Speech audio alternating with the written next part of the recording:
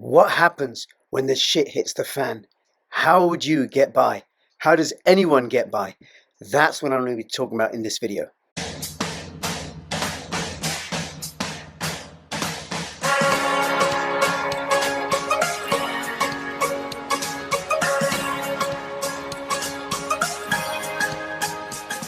NordVPN is becoming more than just a VPN. Threat protection will guard your device against malicious websites, malware, trackers, and intrusive ads, even if you're not connected to a VPN server at the time. Step up your cybersecurity and stay safe. Meet NordPass. It creates strong passwords for you, keeps them safely locked in a single place, and automatically logs you into all of your favorite online accounts. And you can access it all on all of your devices, even when you're offline. That's NordPass. Hi everybody, this is Crypto Rich, working with you to get rich with crypto, filling our pockets with crypto profits. And another one of my political videos, but this one is going to be a biographical account of someone how they got through living in, I think, Bosnia, in Sarajevo for a year when everything was collapsing because of the war. Now, there's going to be something different about this video because normally what happens is, before I tell you that, please subscribe. If you're watching this on YouTube, and I don't know if I am going to post this on YouTube, I may not, then you really should follow me on Odysee, bit.ly/CryptoRichOdyssey. Join my official Telegram announcements channel. I'll have the link in the description below. And also please follow me on Twitter, CryptoRichYT. So what's going to be different about this video is I'm going to try and do it without any sort of edits, because normally what I do is I record the video, cut out my pauses, my ums and my ahs to try and make it a little bit professional, and it just takes time. Now I'm working part-time as a child protection social worker. I got other things I want to do, and there's so much going on, I don't know what to focus on.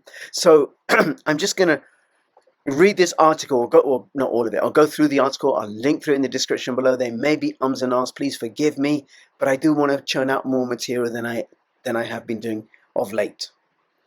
So, if you've been following what's going on with the news and not on the mainstream media, because that really isn't news, then you will know about the Great Reset, which is a design by the great and the good to make sure that we will own nothing, be happy, and they will own everything, and they'll be even happier apparently. And we get to eat insects and bugs. How thrilling that is!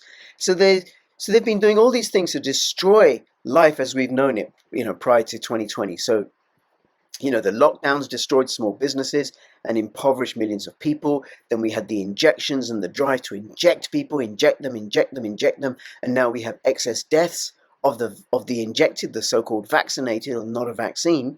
We have excess deaths in the United Kingdom, in Israel, wherever there's been a massive drive to inject people. The vaccinated are dying with some serious health conditions. In the UK, the ambulance service has had its busiest month ever in the month of July to deal with adverse, serious reactions to the vaccine.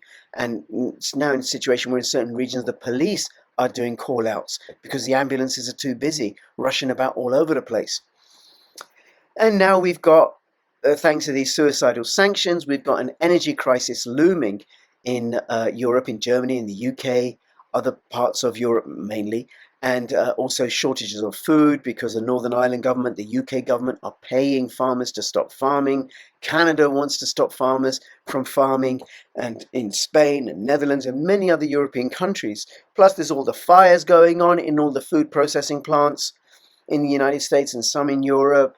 And like I said earlier, like the energy shortages, you can have lots and lots of unrest and lots of authorities cracking down on that. I just saw something earlier today about a proposal in France I think in a particular town or a particular MP to allow immigrants to be able to vote in the next elections.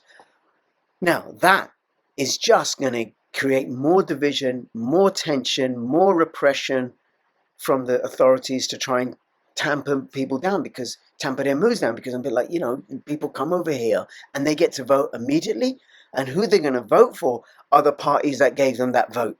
So you're going to have conservatives, and I don't mean right-wing conservatives, I also mean socially conservatives, and in socially conservative you can be left-wing, who are opposed to this measure, because it's one way to destroy a nation state and to destroy an entire culture. Everybody will be rushing in because then they can get to vote whichever government they would normally have in their homes. But it completely disenfranchise disenfranchises the resident population, especially when you have open borders policy like in the United States. In fact, and let me know what you think of this. I think one of the things that's likely to happen in the United States a few weeks before the midterm elections is that Biden will sign an executive order which will allow immigrants, illegal immigrants, to vote.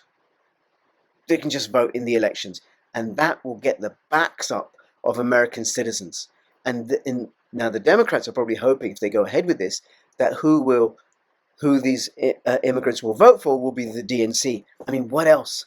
What other chance have the DNC got of being re-elected other than allowing foreigners to vote in the national elections, which will just lead to more unrest and division? So we're having a breakdown of society, a breakdown of all the ties that bind, a breakdown of industry, increase in poverty, and how governments are responding, not by taking care of people, not by serving people, but with increased censorship and with increased tyranny and authoritarianism.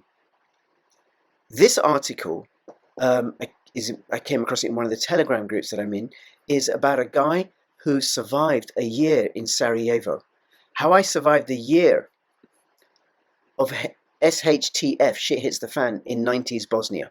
Posted on November the 6th, 2014. Now, I haven't read this article before I went through. I'm going to go through it with you, and I'm just going to comment, and I'll link to it in the description below, and you can check it out for yourself. And the guy who writes it, Seljo Bekovic, he released his book in 2020, A Course for Urban and Wilderness Survival During Violent, Off-Grid and Worst-Case Scenarios. Okay, I want to share with you my own experience. I am from Bosnia, and as some of you know, it was hell here from 92 to 95 anyway. For one whole year, I lived and survived in a city of 50 to 60,000 residents without electricity, fuel, running water, real food distribution, or distribution of any goods or any kind of organized law of government. The city was surrounded for 1 year, and in that city, actually, it was shit hits the fan situation. We did not have an organized army or police force. There were groups of defenders. Actually, anybody who had a gun could fight for his own house and his own family. Some of us were better prepared, but most families had food for a couple of days. Some of us had pistols, and few owned AK-47s when it all started. Now, he did say, I think I said earlier, be patient with my English, and I'm going to be correcting the English because that's just kind of like my habit. I speak fluent English. Let me just adjust myself a little bit here. Move that, and then it'll look to you, because my camera's right above, and it'll look to you like I'm actually talking to you. Anyway, after 1 month or two, gangs started with their nasty job. Hospital looked like butchery, police force vanished, and 80% of the hospital staff gone home. I was lucky. My family was big, 15 members in one big house, 5 to 6 pistols, 3 Kalashnikovs. So we lived and survived, most of us. I remember the US Air Force dropped MRE, which is the food rations, every 10 days, as help for that surrounded city. But it wasn't enough. Some of us had houses with little gardens with some vegetables, most did not. After 3 months, rumors started about first deaths from starvation. Deaths from low temperatures. We stripped every door window frame from abandoned houses for heating. I burned all my own furniture for heating. A lot of people died from diseases, mostly from bad water. 2 of my family members. We used to drink rainwater. Several times I ate pigeons, and once I ate rat. Nice. Money wasn't worth shit, I think he said. We traded things. Black market worked. For example, for 1 corned beef, you can have a woman for a couple of hours. Sounds bad, but it was reality. I remember most of those women were just desperate mothers.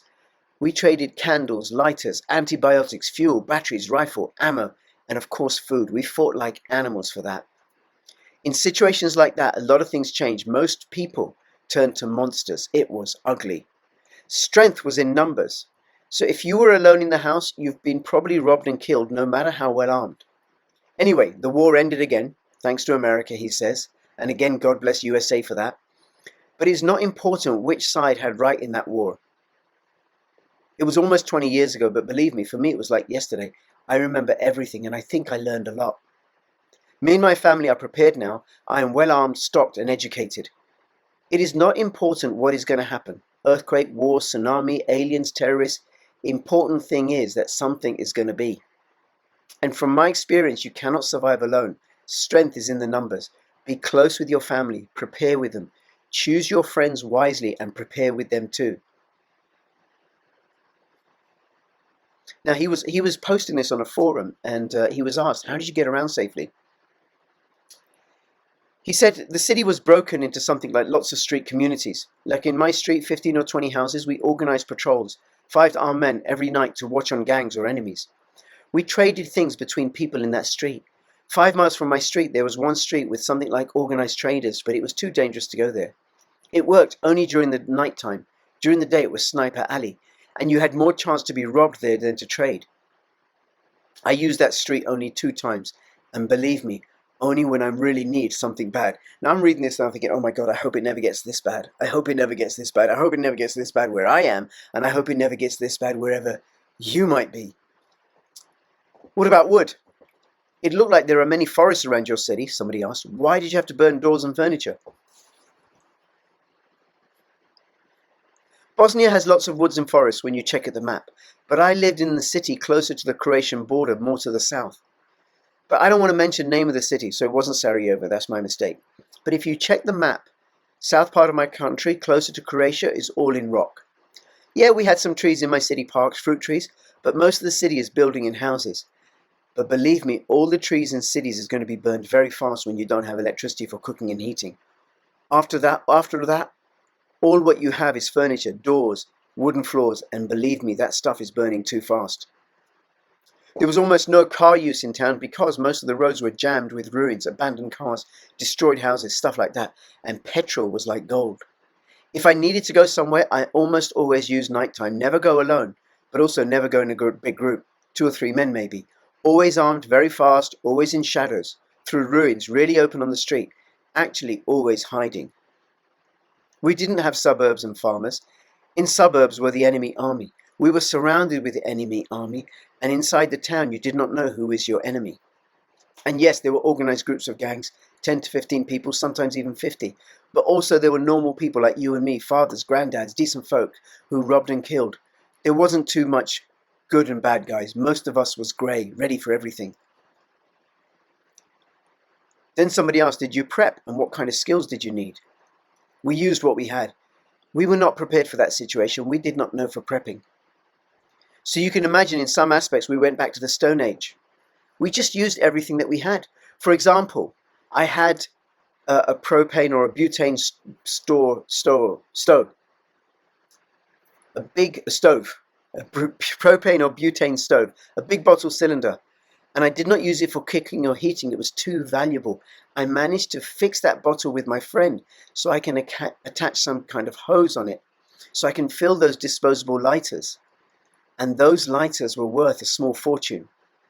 Somebody would bring an empty lighter to me, and I filled that lighter with gas. Usually I took 1 can for that, or 1 candle, or whatever they can offer me. One more example is I'm a registered nurse. In times like that, my knowledge was my thing for trade. And yes, be trained and educated. In times like that, it's worth a fortune if you know how to fix things.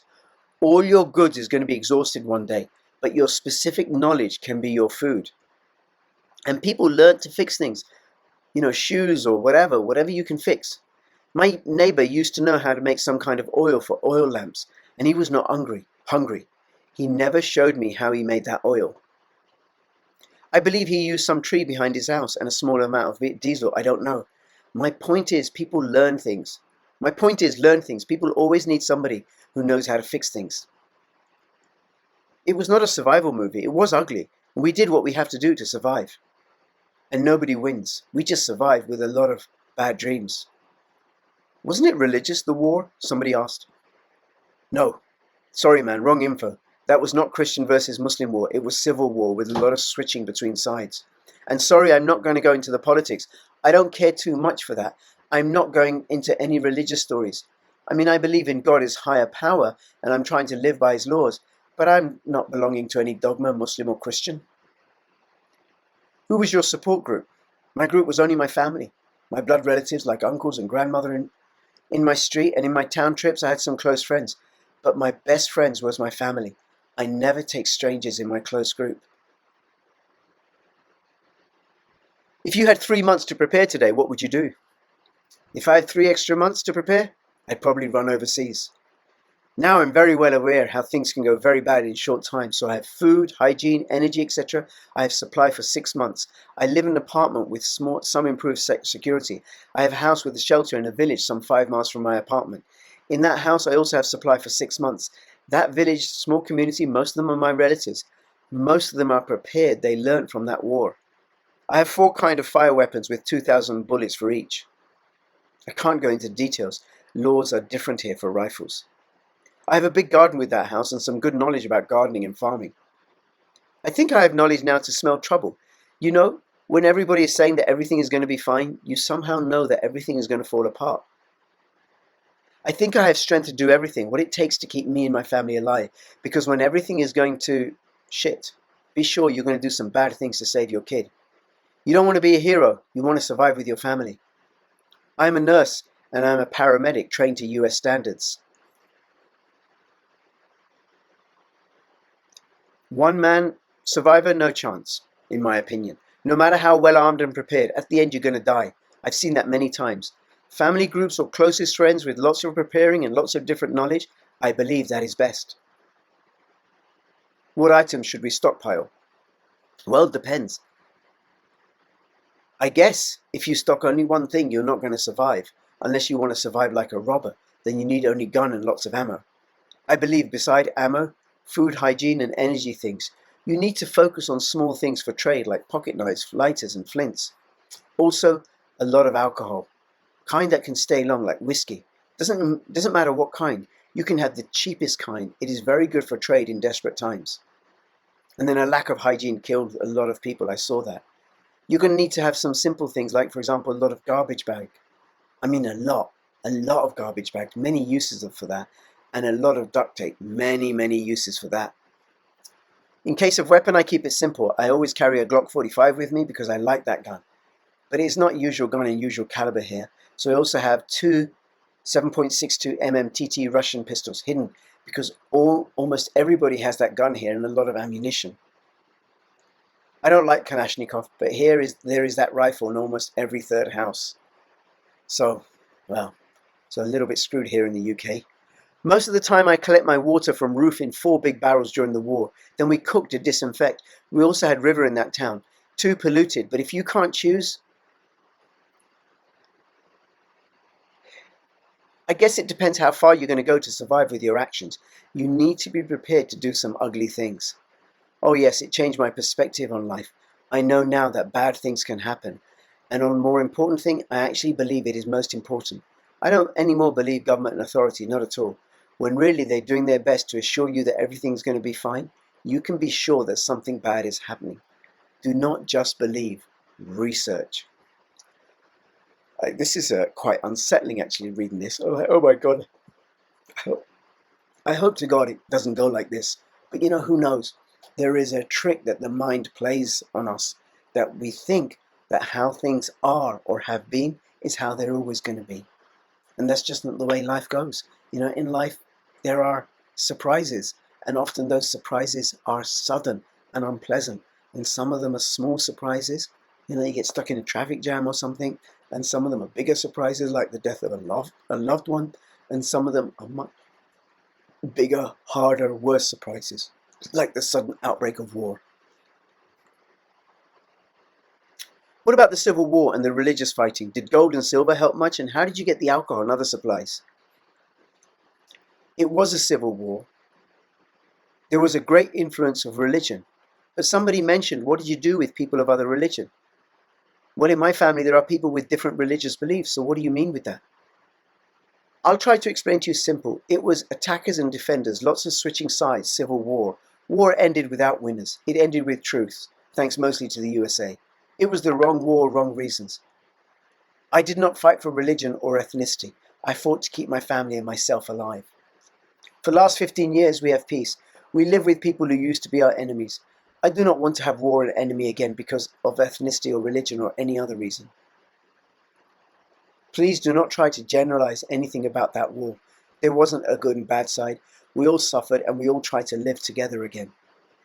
Now, it's funny how he writes, because to me it just seems very, very humane and human. But I imagine it's like that whichever side you were on. It's just nastiness and unpleasantness and suffering, and nobody wants that. Yes, and every side did bad things, and every side had both good and bad guys. I'm here for one reason: survival. I want to learn and I want to share some useful stuff with you. I don't think about your religious beliefs, your ethnicity, or your political opinion. Now, maybe he thinks this way because, like he said, people he was closest to and what allowed him to survive were his family. And in his family, he's got people from different religions. So he's unlikely, and it makes sense. This may explain why he doesn't have any animosity towards a particular group, because they're family. He has those groups in his family. Few words about my city before war. It was a usual Bosnian town. Normal life, decent people, schools, theatres, parks, college, airport, crime rate very low. Town like most smaller towns in the USA. I was a young man, just like any of you maybe. Now, I'm not here to discuss about war, reasons or sides or religion or anything similar. But because of the war, there was a real shit hits the fan situation, and we can discuss about that. That's what's important. You can learn everything about the war over the internet, and you can choose a side if you want. But about survival? Okay, I don't know about other people on this forum, but I have a lot of alcohol stock now. At the beginning of the war, a grenade smashed the front wall of a small distillery close to my house. So we took something around 500 liters of rakia, which is a light Bosnian whiskey, made from grape, very strong. It was great stuff for trading. People used alcohol a lot. Desperate times, I think. We also use it for disinfection. About hygiene, cups and plates, paper or plastic, you're going to need a lot. I know we did not have it at all. My opinion that hygiene things is more important maybe than food, because you can easily shoot pigeon. But if you have a grandmother, she may know some eatable plants on the nearest small hill, but you cannot shoot or graze for hand sanitizer. Water purifying pills, all kinds of cleaning stuff, sanitizers, lots of soap, bleach, gloves, masks, all disposable. Take very good care about first aid training. Learn how to treat smaller cuts, burns, or even gunshot wound. There wasn't a hospital. Even if you found the doctor somewhere, he probably did not have the meds, or you did not have the stuff to pay him. Learn how and when to use antibiotics, and have a lot. Believe me, with good knowledge and good amount of meds, you're going to be rich. About gold and silver, yes, me, personally, I gave all my gold for ammunition in that time, but it wasn't worth too much. About pets, I didn't have them. I didn't notice a lot of pets in that time. Maybe somebody ate them, I don't know. About the small family, not good. Usually few smaller families get together in a bigger house and stay together. All relatives in my case. Small family or single man, not good for survival in town when the shit hits the fan. Maybe in the wilderness, but I don't have any experience of that. Even if you stay low profile, hidden in your house with a lot of food, sooner or later the mob will come and you have maybe 1 or 2 guns. Very hard. I agree with low profile policy. It's very important not to attract people with anything, but when they come, you need to have numbers, people and guns. Best people is your family. About moving through the city, always at night time as I mentioned, never alone. 2 to 3 men, very fast, never attract with anything, look like everybody else. If most folks look desperate, poor, dirty, you need to look the same. There's no need that everybody know you have good amount of food, ammo, clean clothes, and everything else back at home. Look and act like everybody else. When somebody attacks you or your family, then you need to show that you are very ready. I never walked in big groups in that time. In that situation, a big group is a gang. Now, this is all my experience. I made a lot of mistakes. I'm not an expert. I am here just like any of you to learn and share. For example, I don't know too much about wilderness survival. I'm here to check it. Oh, and a few things to the Sadoi. My wife is a different ethnicity and she's also a Catholic. I am not. And to answer you, no, I'm not going to shoot her. Maybe somebody made a comment that's been excised from this article. What happened to those who died? Where do people get firewood? Well, whoever died or got killed in that period did not get a proper funeral. Folks used every piece of free land close to house for burial, sometimes even in the garden. 2 to 3 city parks turned to graveyard. After war, most of them were exhumed and properly buried. There was nothing like burning bodies or anything similar as far as I know. One more interesting thing about the fire, some people used to go a few miles during the night only to find fire somewhere so they can fire a piece of wood and bring it home and start fire for cooking or heating. Lighters and matches were really precious, and most of the folks did not have enough firewood to always keep a fire. For most of the people, It was a constant search for something. Fire, wood, food, ammunition. What about salt? Was salt valuable? It was valuable, but not too much. For example, coffee or cigarettes were worth more. What about cigarettes? I had a lot of alcohol, as I mentioned before. I traded almost everything without any problem. Let me say it like this. Consumption of alcohol was probably 10 times more than in normal time. Plus, you could use the alcohol for cleaning and disinfecting. On the other side, you made a very good point. If you have money and time and you have storage, it's probably better to store cigarettes or candles and batteries for trade or food. I was not a prepper at the time. We didn't have time to prepare. Few days before shit hits the fan, politicians on TV stated that everything was fine. When the sky fell down, we just took what we can. Now, it may not be that this sort of situation reaches where you are, but there are elements of this article that I think are useful, like, for example, getting alcohol or batteries, just as one particular example. Tell us more about cooking and the foods you were able to prepare. Were you concerned about the smell getting around and alerting people that there was food over there? About cooking, before shit hits the fan, I used in my house electricity for both cooking and heating. So when everything started, I traded some stuff for some kind of old wood stove. I put in the kitchen Adfix exhaust pipe, a trowel hole in the wall. I used that for cooking and heating. Now I think he adapted the wood stove so that he could use it for cooking and heating. During the summer, I cooked in my backyard. We have a walled fence with a brick wall, luckily. Concerning the smell of food, I tried to picture the situation. No electricity, no running water, sewage off for months, dead bodies in ruined houses, grime and mess. Believe me, it was very hard to smell something nice. It was not like in the movies. It was ugly, dirty, and smelly. And I had a few problems because of the cooking, but only a few. But as I said before, enough people properly armed and with the will to defend, and you can manage most of the problems with that. Probably the situation would be different in the wilderness. I ate mostly some kind of pancakes with local herbs. These don't require cooking oil and too much firewood. And of course, everything what I could get and trade. Rice was good to eat. Do not need too much firewood for that. I think I had luck. Only a few times I ate funny things like pigeons. I always had something that saved me. I always had something to trade, and I guess that saved me. And guns, of course. Okay, here's a bunch of questions. Why would the night be safer than the daytime? Outside of the obvious of being easier to hide at night. But were the gangs more out during the days? Why only small groups of 2 to 3? What happened to larger groups? And then why would you have to go out at night? For instance, where were you going and why? How did you handle the mob situation when they came for you, your family? You mentioned trading for bullets. How much shooting were you during that time, and how much ammo did you have or would like to have had? How were you able to determine who was an enemy and who wasn't? How did you manage to get out there to trade with people? What fortifications did you do to your home, and what kind of guard or protections did you have in place? Finally, how did you avoid snipers? What precautions did people take against them? First, these are his answers. Almost nobody went out during the day because of snipers. The line of defense was very close, so whatever you had to do, you did it during the night. Trade something, look for firewood. Now this was very important in the town and hard. Looking for anything, checking somebody, you got to hear the news. Very, very important. A lot of people get killed because they go somewhere just to see what's happening or what's new. Remember, no news, no radio, no TV, nothing, and rumors fed a lot of people. Already explained, you can stay home and die of hunger or cold, or even infection of some small wound, or go out and risk your life to try to find or trade anything useful. I did have situations concerning my house only. It's no need for too much details. We had more firepower and we had brick wall. Also, we had something like a street watch. People from my street were good and organized in case of gangs. Now there were a lot of shootings. There was pretty much shooting in town. I didn't have enough weapons at the beginning. 1 rifle, 1 pistol, maybe 100 bullets. Later I traded some things for more rifles and ammunition.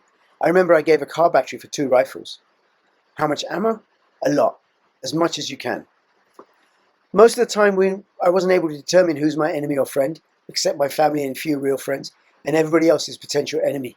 When your friend must choose between his child's death and your death, guess who he's going to choose?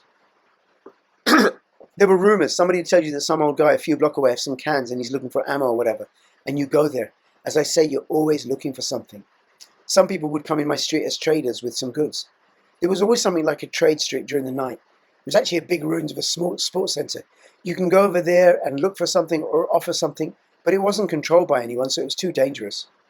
It was primitive, pretty much. Brick wall around the house, bags of sand. Oh, this is the protection that he had. Bags of sand on windows and doors. Over those bags we used whatever we could, big pieces of metal, stones. Inside the house we put all kinds of stuff on windows. Only a small opening left for a rifle. Always 5 members of family ready for fight. One always outside on the street, hidden. Stone Age situation. To avoid snipers, we stay at home at day. It was not so much night snipers. Even during the night, we never walked openly on the streets if we can avoid that. Always shortcuts, through ruins, fast and quiet. What was your bathroom situation? Where did you go? Did you have anything to wipe with? We use shovel and any piece of land close to the house. Sounds dirty, and it is dirty. Washing with collected rainwater. Sometimes goes to the river, but most of the time that was too dangerous. Most of the time we did not have toilet paper. Even if I had it, I traded it. It was a bad situation all the time. If I can give some advice, first to prep is a weapon and ammo, then everything else. I mean, everything depends upon how much money and space you have. If you get something, no problem. There's always somebody ready for trade. But if you forget guns and ammo, then you may not be able to get to trading places. I do not see big family or group of really good friends as more mouths to feed. I see them as more guns and strength. It is in people's nature to adapt. And keep it simple and use common sense. In the first period, weak people vanished, others fought. Go with small things, lighters, candles, flints. It's a great idea to have a fuel generator, but I think it's better to have 1,000 big lighters. Fuel generator is great, but in shit hits the fan scenario in town, it's going to attract a whole army. 1,000 big lighters don't take too much space, cheap, and you can always trade it for something. Real shit hit the fan scenario demands a complete change of normal mindset. Hard to explain. I'll try through examples.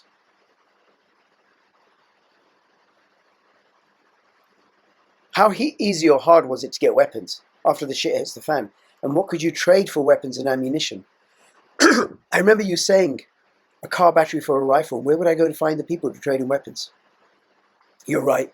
After the war, every house here had a weapon from the war, and police did some actions to take a legal weapon from populations. Depends from man to man, I guess. A lot of people find ways to hide their weapon somewhere just in case. I also have a legal weapon, a license, and the authority here to have something, they call it temporary collecting. It says something like, in case of unusual events, government has the right to temporarily collect all legal weapons. So I always keep that in mind, and I acted like some people. Some people have legal weapons for everyday carry. I have a Glock 45 and a Taurus 38. But some people with legal weapons also have illegal weapons hidden somewhere just in case, and temporary collecting. It's not hard to get weapons in shit hits the fan situations if you had good stuff for trade. But other thing is important. First days of SHTF is worst in terms of chaos and panic. Maybe you're not going to have time to get a gun, and to be unarmed in chaos, panic and riots is bad. In my case, the man needed a car battery for a radio, I think, and he had some extra rifles, so we traded. What about medical care for people who were shot or became injured? I've just seen where I am in this article here, right? Let me see how much more there is, because I had no idea that it was this long. It's really good. Okay, then there's comments. Let's see how we get through. Wounds were mostly gunshot wounds, but without specialists and everything else. If wounded, I managed to find a doctor somewhere. He had like a 30% chance to live. It's not the movies. Mostly they died. Lots of people died even from minor cuts and infections. I had antibiotics, maybe 3 to 4 treatments, and they were for my family only. Simple things killed people. Diarrhea can kill you in a few days without meds and rehydration, especially small children. Lots of fungal skin diseases and food poisoning. We couldn't do much. Basically, we treated diseases mostly with local herbs, and if you had wound, you put rakia on it and you tried to find antibiotics somewhere. So I was good at fixing wounds in terms of emergency help, but longer procedure, bad prognosis. What did I learn? Hygiene again, and a lot of meds, especially antibiotics. You need to learn to treat a lot of stuff. Go online, finish some training, EMT maybe, first aid, etc. In SHTF, things are different. Learn how to open IV, when to use certain drugs or antibiotics. Get yourself anti-tetanus shot injection, snake poison kit, adrenaline kit, thick removal kit. Thick related illness can kill you. Learn how to remove thick. Now, I don't know what he means by thick here. Let me know in the comments below, what do you think he means by thick? Get in your prepper storage some reanimation kit, like a small oxygen cylinder, BVM mask. It's not really hard to learn to use all of these. Of course, you cannot use any of this in the real world unless you're certified and trained for that. But in the shit hits the fan situation, nobody asks you for a license. Just learn, and have in your storage big part for medical things. So I did help and treat people, most of the time very poor. I helped with resources that I have. I took food or something else for exchange. I was badly prepared for that. Now I am better prepared. I have what I need. Did your local currency and money still hold value? Were you still able to use money to purchase items from other people? No, not really. I mean, sometimes you can use foreign money if you had it to buy something, like dollars or German marks. But even in that rare occasion, the rate was unbelievable. For example, one can of beans for $30 to $40. Normally it'd been 50 cents. I guess somebody had connections with the outside world, black market, so he can earn a lot of money, but it was very rare. The trade, like bartering, was the main way to get something. Local currency crashed very fast, in few weeks or a month maybe. How much space should I keep for alcohol storage, and what was security like? Well, about alcohol first, you're right in both ways. People need alcohol more in desperate times than usual. So it's kind of gambling, I guess. It's a very good item for trading. I never had problems with alcohol trading and having, but I think it says it, but I had problems with trading other things. Also, I'm thinking about something else. Maybe it's better to fill my storage with something less space consuming, but still interesting for trade, like batteries and antibiotics. Thing is, I had all that alcohol for free. I didn't buy it, so I don't know about this. In most situations, people attack me because they think they're stronger. They didn't know for sure what I really had. About ammunition trade, it depends how much ammo you're going to have. Sometimes I trade ammo for food, and in few weeks again, food for ammo, but I never do trade at my home, and never bigger amounts. Very few people know how much of anything I had in my house.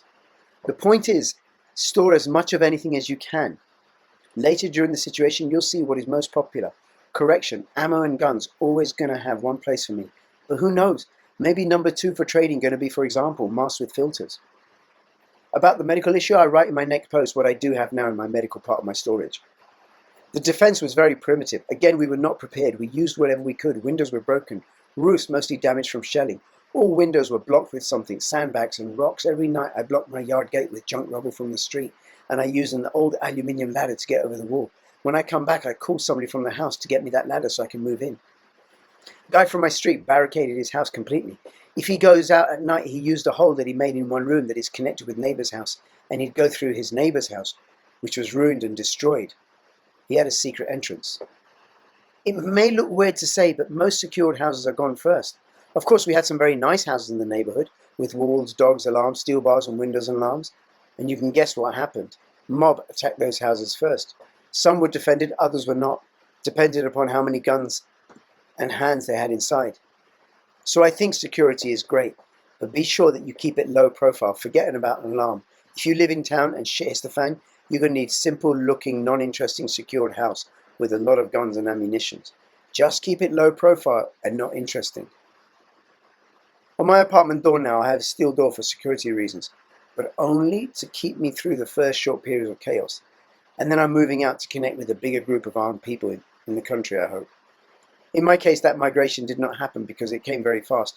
Other army just closed the city in the ring, and that's it. If you ask me where was that army and how we did not see them coming, the answer is simple. That army was an ally of army of my side and people, and one day we woke up and figured they are enemy now, and they're closing all ways out.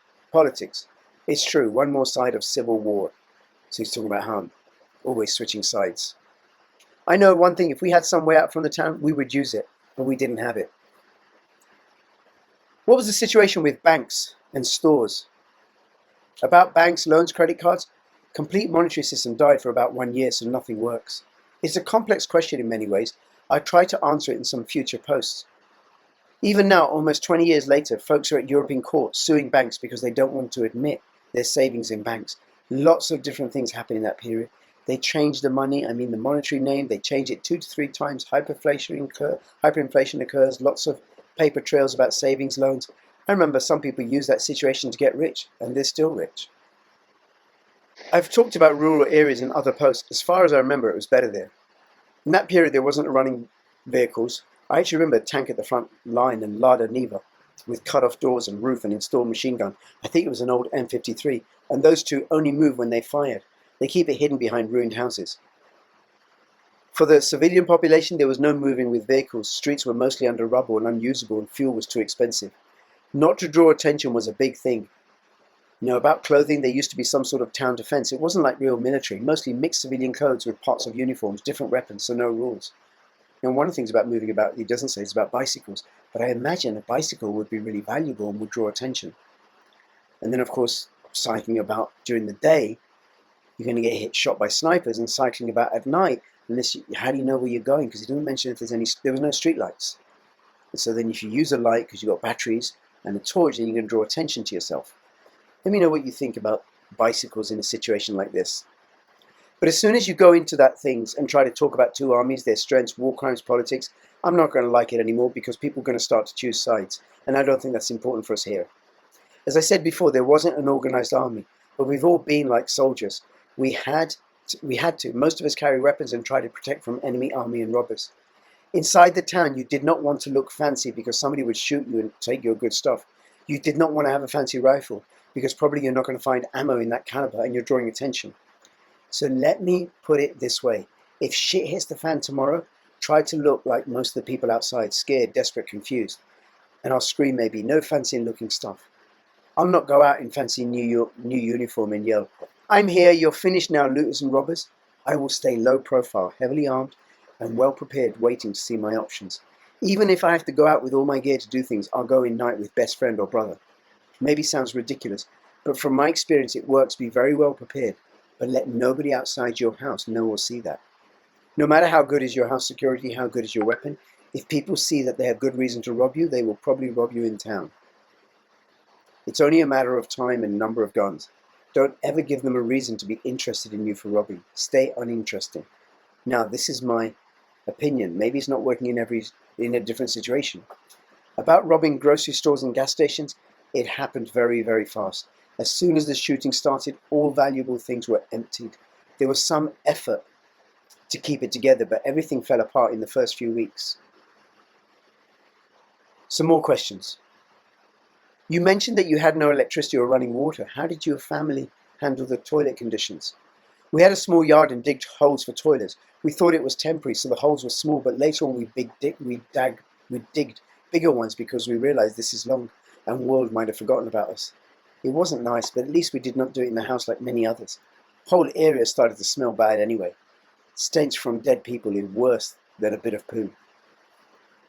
A lot of my readers are women, and they would want to know, what did the women, children, and elderly members of your family do on a day-to-day basis during the time your city was under attack? Their roles were back to 100 years ago. Before the war, we were a modern society.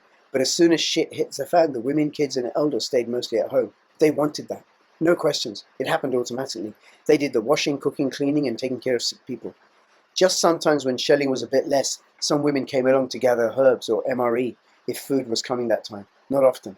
We always had some men protecting the home, women, children, and elderly. From all the weapons that you used, what was your preferred weapon for when you went out in the street or when you were staying at home, and why? Well, we always had the same weapons: a TT gun, some Russian gun, and AK-47. Simple choice. There was the most ammo for these weapons. We had only a few of those, so we exchanged them among us. Did a good job. Very reliable weapons. AK-47 has good stopping power, just not very good on fully auto. Can make a mess out of a human. A lot of apartment preppers will probably decide to stay in their homes, and this has raised a lot of discussions on the pros and cons of staying in the city.